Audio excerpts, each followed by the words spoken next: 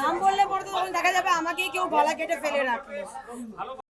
আজ আমার বাবা নেই, আমরা বাড়িতে আমরা দুই বোন আর আমার মা, আমরা জানি আমরা কিরকম ভাবে রয়েছি।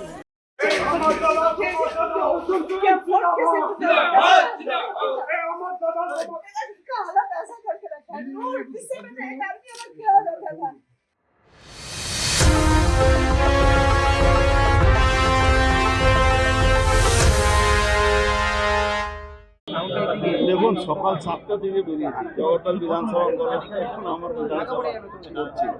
মানুষ যেভাবে আশীর্বাদ করছে আপনি ভাবতে পারবেন না। মানুষ আই কন্ট্যাক্ট পুরো পরিবর্তনের পক্ষে আছে। আমরা মনে করছি আগামী দিন পরিবর্তন আসবে ভারতীয় জনতা পার্টি। আপনার মিলেই কাজ করতাম এদিকে বসুন, এখানে বসেন আপনি সরে যাও। দেখুন, এরকম ঘটনা ঘটাবে, ওরা ভয় দেখাবার চেষ্টা করছে, কিন্তু তার জবাবও পেতে হবে ওদেরকে। আর ইলেকশন কমিশন অনেকটা সিরিয়াস আছে।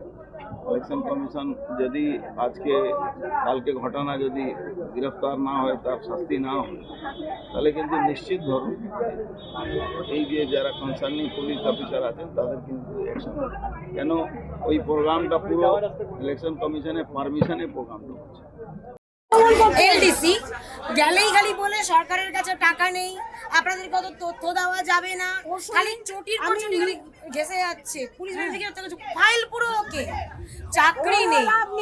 আমি তো বুঝে পাই না, সরকারের কাছে তো এত কিছু স্কিম চলছে, আমাদের চাকরিগুলো কেন হচ্ছে না? আমার মা পেনশন হোল্ডার, আমার বাবা পুলিশে চাকরি করতো, লাস্টলি বেলুর জিআরপি থানার ওসি ছিল, সে পেনশন হোল্ডার। এতদিন পরে তো কিছুটা একটু বকেয়া পেল না, ডিএ ঠিক মতন পায় না, পেনশন ঠিক মতো পায়। এদিকে যখন কমানোর বেলায় তো একসাথে 10,500 জঙ্গল নোংরা।